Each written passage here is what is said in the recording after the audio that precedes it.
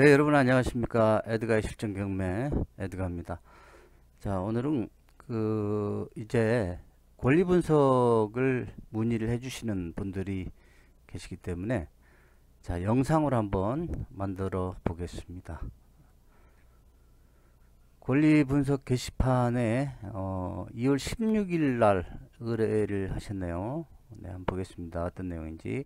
2021 타경 하나하나 553 553 네, 2021 타경 11553 그리고 가로 열고 가로 닫고 4번 물건을 네, 문의를 해 주셨습니다. 이 물건 낙찰을 받기 전에 농취증도 필요한 건지 궁금합니다 라고 네, 문의를 해 주셨는데, 자, 어떤 물건인지 한번 검색을 해 보겠습니다. 제가 미리 검색을 해 놨는데요. 4번 물건 같으면은 1, 2, 3, 4 네 번째 물건이네요. 자, 이렇게 사건 번호 하나에 뭐 번호가 이렇게 붙어 있는 경매 사건인 경우에는 여러분 참고로 말씀드리자면은 1, 2, 3, 4, 5, 6, 7, 7건이나 되네요. 예.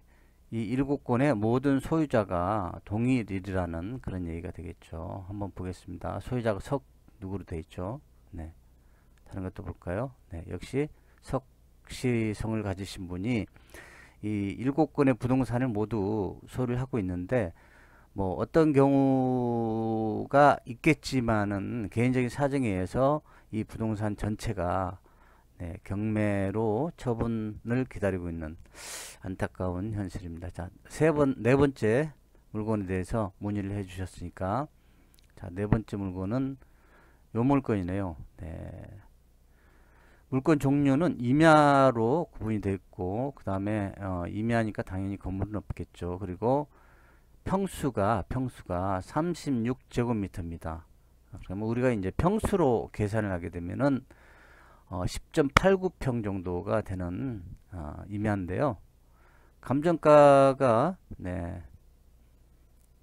뭡니까? 네, 10만 원 정도, 10만 800원, 10만 800원 정도고, 그 다음에 이제 유찰이 돼서 8만 1000원입니다. 8만 1000원.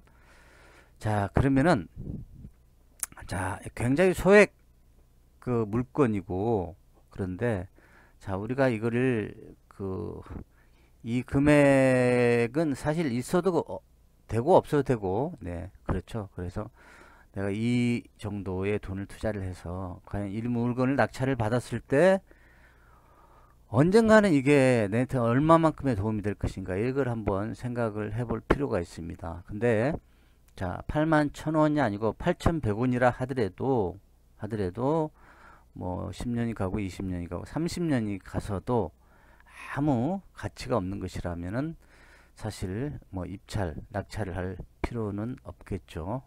그래서 자, 과연 어떤 물건인지 물건에 대한 분석을 한번 해볼게요. 네. 자, 밀양에 있는 임야입니다. 밀양 초동면 덕산리 521-1번지에 소재하고 있는, 네, 아마 뭐 이게 지분인가요? 네.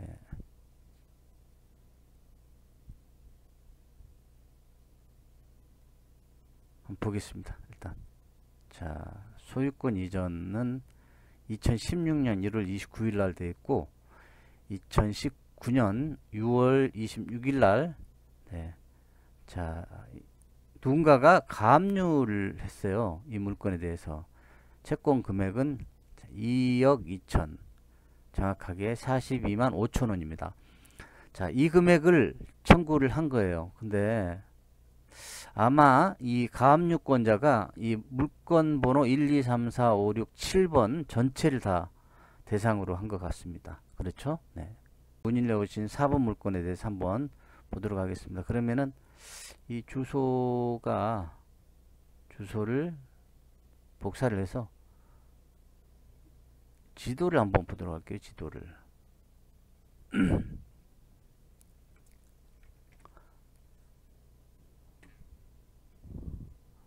지도를 통해서 일단 우리가 직접 가볼 수는 없는 입장이기 때문에 네, 지도를 통해서 한번 보겠습니다.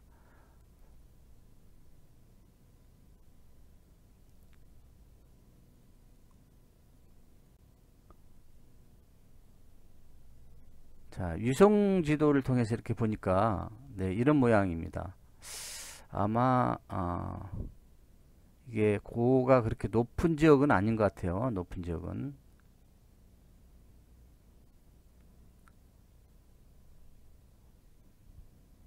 자, 조금 지도를 이렇게 키워서 보면은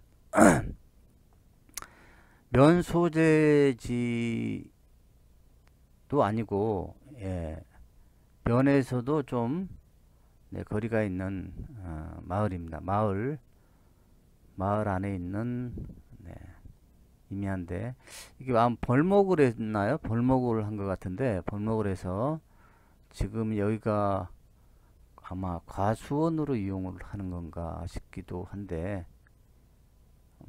거리비를 한번 볼까요?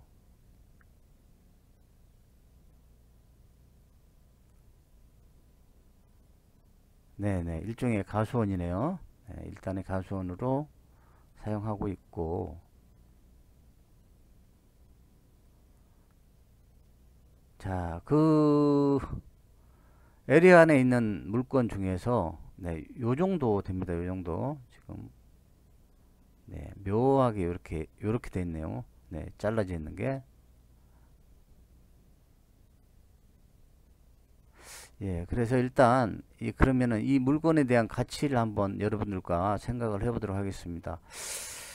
이 임야의 목적물로 봐서는 네, 그렇게 나쁜 임야는 아닌 것 같아요. 네, 그래서 나중에 추후 뭐 개발을 할 수도 있는 그 정도의 뭐 조건을 갖춘 임야인 거는 맞는 것 같은데, 자, 뭐 여기가 언제 개발을 할 수 있을지는 알 수가 없겠죠. 그리고 자, 이 정도의 토지는 사실 지금 사놓는다 하더라도 크게 내가 어떤 그 재산 가치를 인정을 받고 여기에 대한 어떤 소득을 취할 수 있는 그런 방법은 없는 것 같습니다. 물론 이걸 취득을 해서 원 소유주에게 이걸 뭐 되판다 뭐 이런 방법도 있겠지만 사실상 이거 원 소유주가 이렇게 생각할 수도 있죠. 요거 뭐 사도 그만 안 사도 그만 꼭 이게 꼭 있어야만이 이 농사를 지을 수 있는 그런 임야도 아니라고 보기 때문에 크게 의미를 부여할 수도 없을 것 같아요. 네. 그리고 다시 한번 네, 볼게요. 그럼 권리 분석상으로 보면은 소유권 이전을 이분이 가지고 있고 그 다음에 뭐 개인인 이분이 가압류를 신청을 해서 강제 집행은 또 다른 분이 했네요. 네, 강제 집행은 자 어쨌든 이분이 지금 중복 경매로 강제 집행을 신청을 해서 경매가 진행되는 건데 가압류권자가 강제 집행을 한 것도 아니네. 네. 어쨌든 내가 이 물건을 취득을 했을 때 뭔가 위험한 물건인가 아닌가 그걸 판단을 해볼 때는 소유권 이전 다음으로 권리 분석에 있어서 말소기준 권리가 가압류권자이기 때문에 그 밑으로 누가 경매 신청을 하든지 낙찰받는 사람 입장으로서는 네, 더 이상 내가 낙찰받는 금액 이외에 별도로 추가로 들어간 그런 부분은 없습니다. 이런 물건은 뭐 명도를 할 필요도 없고 그렇기 때문에 자, 내가 판단을 해서 이 물건을 아주 소액으로 낙찰을 받아서 최대한대로 부가가치를 네, 높일 수 있겠다라는 판단이 쓰시면 과감하게 네, 한번 들어가 볼 수도 있고요. 자, 81,000원이라는 돈이 있어도 그만이고 없어도 그만입니다. 네. 그렇게 생각할 수가 있겠죠. 그래서 에이 몰라. 내가 이거 뭐 돈이 되든지 안 되든지 81,000원 없다고 생각하고 그냥 한번 사놔 봐야 되겠다. 뭐 나중에 자손 대대로 물려줘야 되겠다. 네. 징에서도 안 나오기 때문에 그죠? 예, 그래서 그런 목적으로 이거를 한번 사 본다면 모르지만은 어쨌든 지금 당장 뭔가 그 큰 소득으로 연결될 수 있는 그런 물건은 아니다. 그리고 중요한 거는 권리 분석상에는 전혀 문제가 없다라고 말씀을 드릴 수 있겠습니다. 그 외에도 뭐 부동산 경매 물건에 대해서 권리 분석을 하기 위해서는 사실 책상에 앉아서 모든 것을 다 해결할 수는 없습니다. 네, 현장에도 가보고 그리고 물건에 대한 가치를 정확하게 판단을 해야 되겠지만 이 물건은 워낙에 네, 작은 거기 때문에 사실 뭐 물건에 대한 가치 판단을 한다는 것 자체도 큰 의미를 부여할 그런 종류의 물건은 아니라고 생각을 해요. 네. 그렇기 때문에 자 이렇게 잘 참고를 하셔서 어쨌든 권리 분석상에는 문제가 없다라고 말씀을 드리고 싶습니다.